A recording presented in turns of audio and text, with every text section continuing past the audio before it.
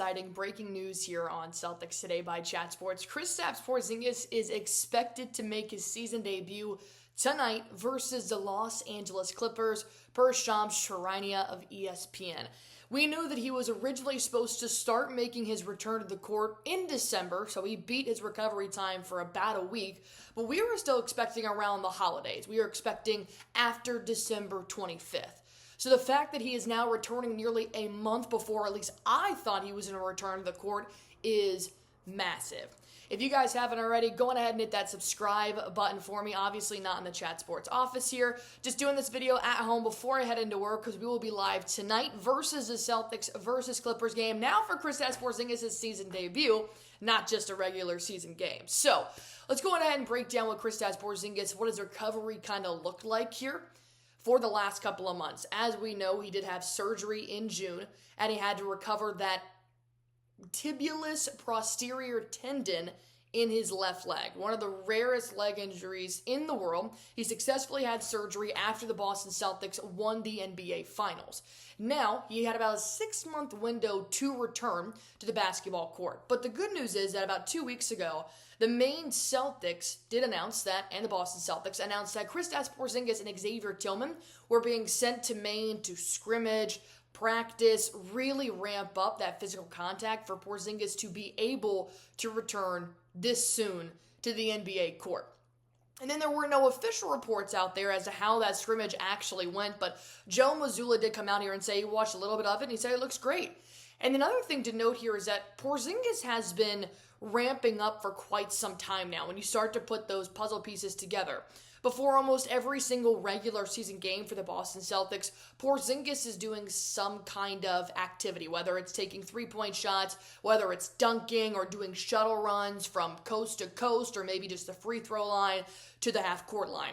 So Porzingis has been working while the Celtics have also been working. He's been there at practice, he's been in meetings, so he's been completely a part of this team since the beginning.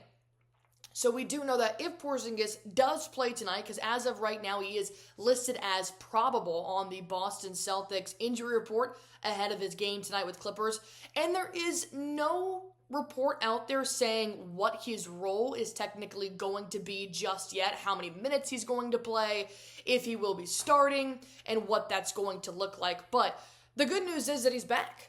I mean, this makes the Boston Celtics even more lethal than they already were, which is second in the Eastern Conference right now, right behind the Cleveland Cavaliers. So I want you guys to do one thing for me. Go on ahead and put your one-word reaction to Kristaps Porzingis being back a week earlier than we expected him to be so in December for his return. My one-word reaction is just unreal. It's the unicorn. He does this. We're used to this. He's always defying odds, so we're super happy to have him back. So Shams Charania is now reporting that Porzingis has been making rapid improvements in his recovery from his foot surgery in late June, completing scrimmages in recent weeks of practices with the Celtics and their NBA G League affiliate, Maine. He is now returning 5 months after his surgery, and this was kind of supposed to be a 4 to 6 month timetable, with 6 months being more the targeted area for his return, because we know him and we love him, but Kristaps Porzingis is made of glass. So the last thing we want to do is bring Porzingis back earlier than necessary. Because like I said, the Celtics are what, like 12-3 right now, 13-3. I apologize, I don't know the exact record, but the Celtics don't technically need Porzingis back right now. And I don't say that we don't want him, but the way that they've been playing, they beat the Wolves. They unfortunately lost to the Pacers, the Hawks, and the Warriors, but they beat the Cavaliers without him. They were the only undefeated team in the NBA. So the Celtics have been playing very well without Porzingis, and obviously they're just going to get better with him coming back in here. And the better part of this is that I was more so worried that the Celtics were going to go late into December, maybe even early January, without having Porzingis, and then just throw KP back in the rotation. And I was nervous they were going to learn how to play without him. But considering they've only played, 15, 16 games without their center, I mean, they had to go through the entire NBA playoffs without him.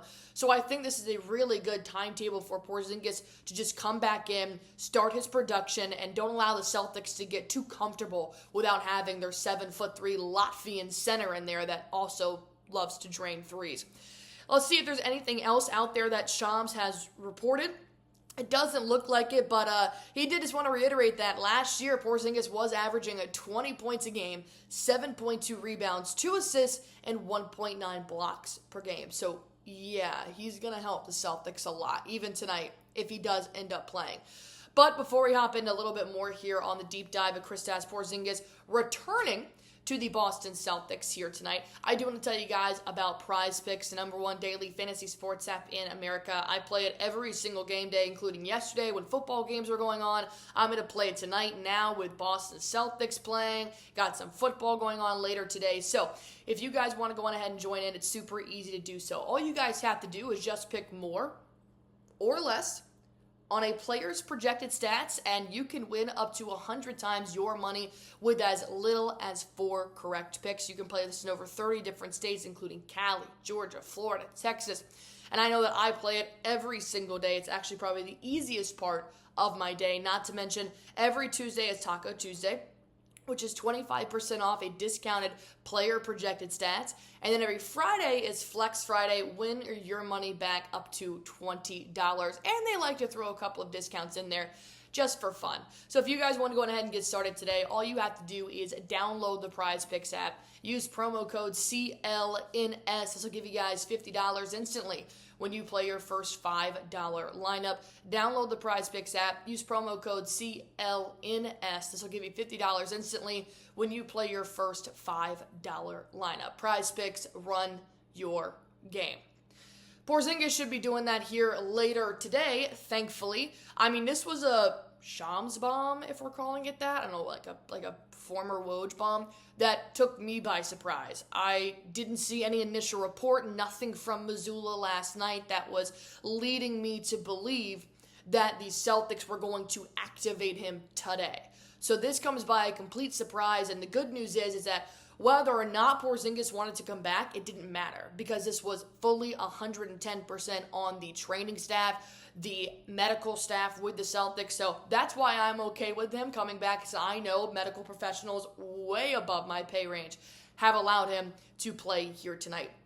And I want to go back to the 7.2 rebounds per game last year because the Celtics have a rebounding problem without Kristaps. And even though Porzingis wasn't even the lead rebounder last year with Jason Tatum taking over that role, but having that 7'3" guy in the paint really does space the floor a lot better for the Celtics, and it does allow them to have those second chance opportunities, because even if Porzingis is just focused on boxing out somebody, that allows somebody like Pritchard, Holiday, Derek White swooping along that baseline to be able to get that offensive rebound. And I really want to hone in on the offensive rebounding here, because in those losses to the Pacers, to the Hawks, and to the Warriors, they were out-rebounded by nearly double digits.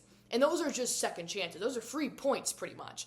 And I know that Jason Tatum has taken over a different role this year. While he is still leading the team in rebounds, he's also starting to chuck up about 12 threes a game. So what does that mean? Jason Tatum is nowhere near the rim when he is shooting for the Celtics. That's why you need a player like Kristaps Porzingis to be there in order to space out that floor. And even if Porzingis decides to take those three-pointers now, Tatum can always take his roll back and make that post work and make that rim work a lot easier for the Boston Celtics. So I'm excited to see what the stats will now start to do on the offense and defensive side of the ball now that they are allowing Kristaps Porzingis to get some reps in to start his journey for the 2024-25 NBA season, because you also have to think Porzingis is the only one they didn't extend this offseason. So he is set to be an unrestricted free agent after the 2026 season. So Porzingis really cannot afford to miss any games.